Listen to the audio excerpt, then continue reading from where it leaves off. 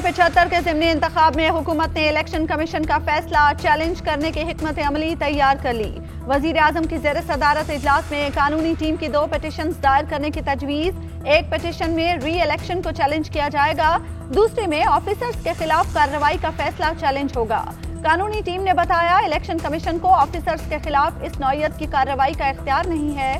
वजीर आजम इमरान खान से वजीर आला उस्मान बुज़दार की मुलाकात, तरक्याती मंसूबों पर बातचीत। इमरान खान ने लाहौर में सेंट्रल बिजनेस डिस्ट्रिक्ट मंसूबे का संगे बुनियाद रख दिया। वोट चोरी में मुलविस अफसरान को बचाना साबित करता है कि चोरी तुम्हारे कहने पर की गई। मरियम नवाज कहती हैं, दोबारा इलेक्शन से फरार साबित करता है कि तुम जानते हो अवाम तुम्हारी जमानतें जब्त कराएगी। अल्लाह की लाठी बेआवाज है।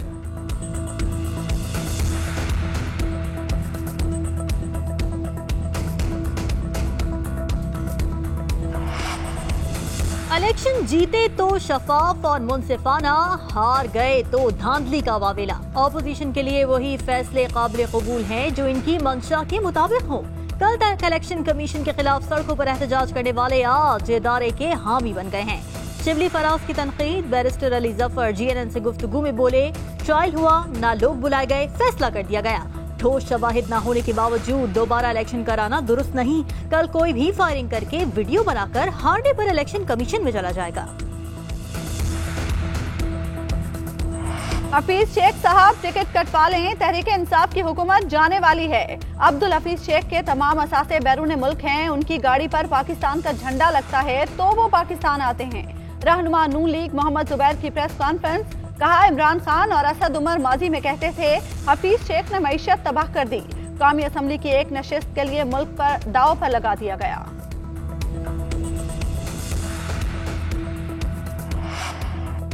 पाकिस्तान और कतर के दरमियान 10 साल के लिए LNG मुआहिदा तय पा गया। 1.2 BCF के LNG कार्गो 4 माह में दरामद होंगे। ज्यादा से ज्यादा 1.2 BCF LNG के 4 कार्गो 1 महीने में दरामद होंगे। वजीर आजम इमरान खान कहते हैं, मुआहिदे से सालाना $300 मिलियन बचत होगी।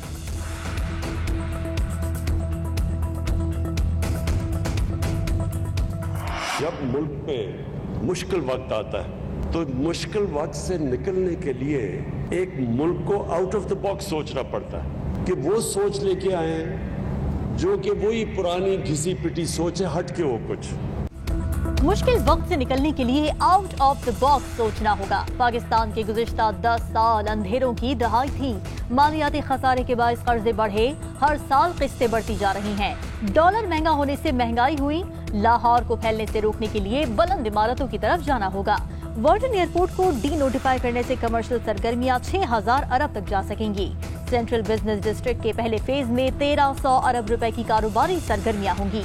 पहली दफा माहौल की बेहतरी के लिए दरख्त लगाए। रावी सिटी से पूरे पाकिस्तान को फायदा होगा। वजीर आजम इमरान खान का तकरीब से खिताब।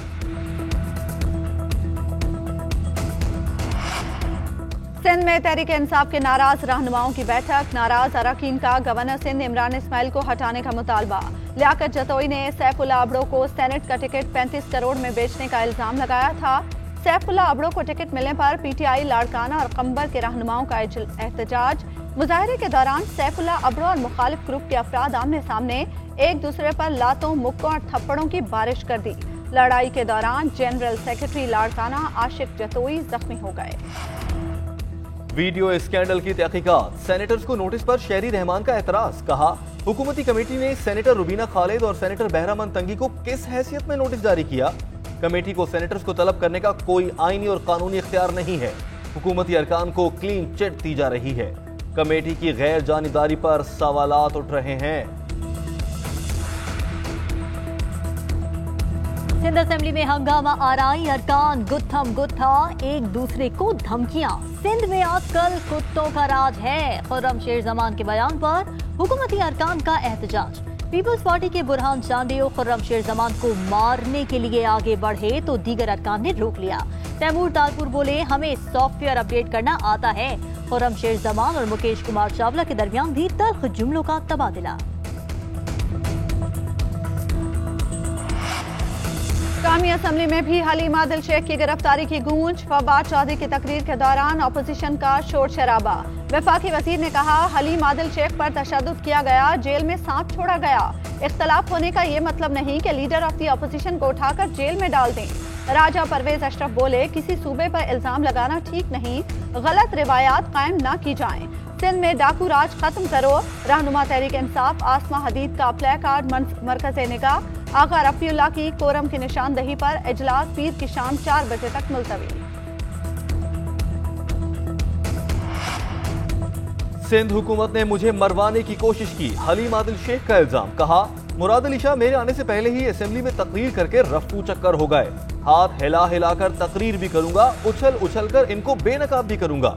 गुलाम नबी मेमन आईजी बनना चाहता है।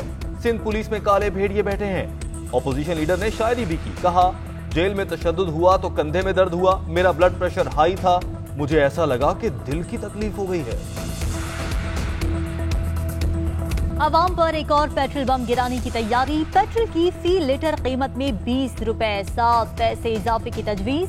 डीजल फी लीटर 19 रुपए 61 पैसे महंगा करने की सिफारिश। ओगरा ने समरी पेट्रोलियम डिवीजन को अरसाल कर दी।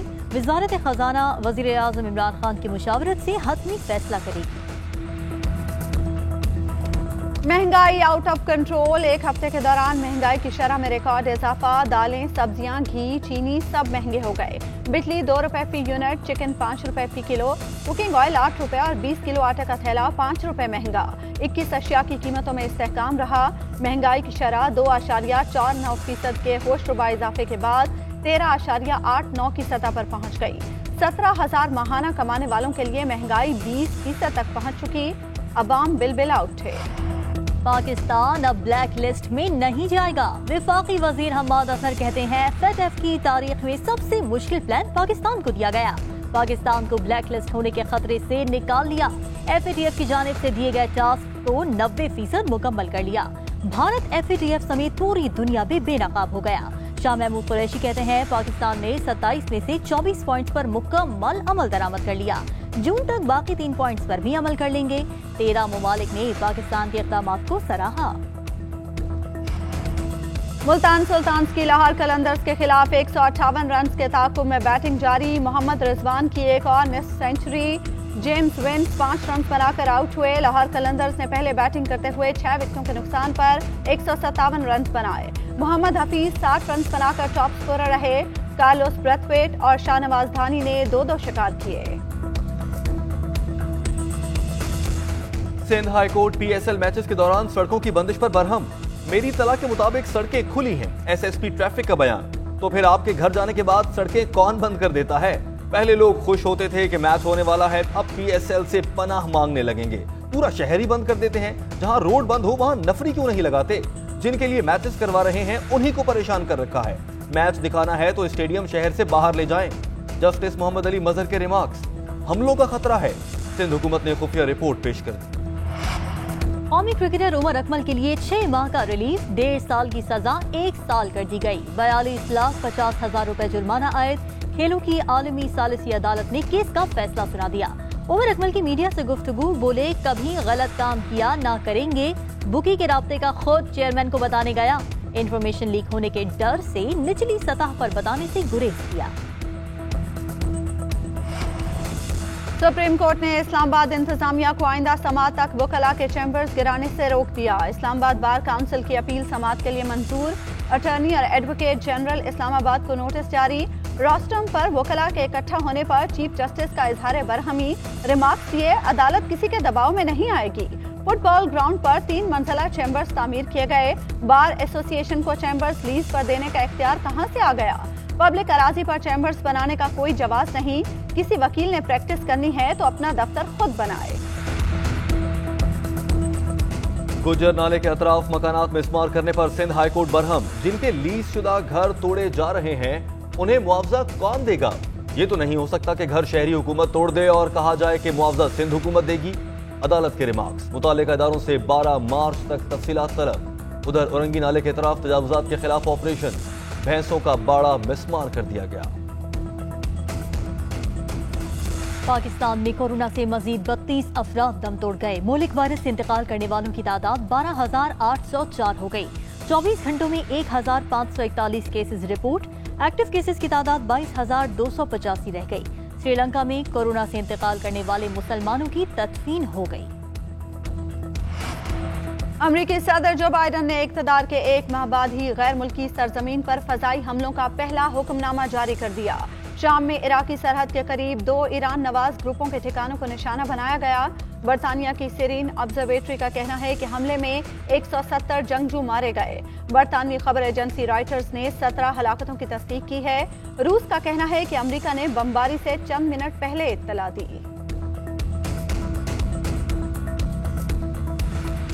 म्यांमार में फौजी बगावत के खिलाफ एहतजाज का सिलसिला जारी। रंगून शहर में मुजाहिरीन को मुंतशिर करने के लिए पुलिस ने हवाई फायरिंग कर दी। दारुल हुकूमत के करीब भी बड़ा एहतजाजी मुजाहिरा। मुजाहिरीन की कवरेज करने वाले जापानी सहाफी को पुलिस ने चंद घंटे गिरफ्तार रखने के बाद रिहा कर दिया।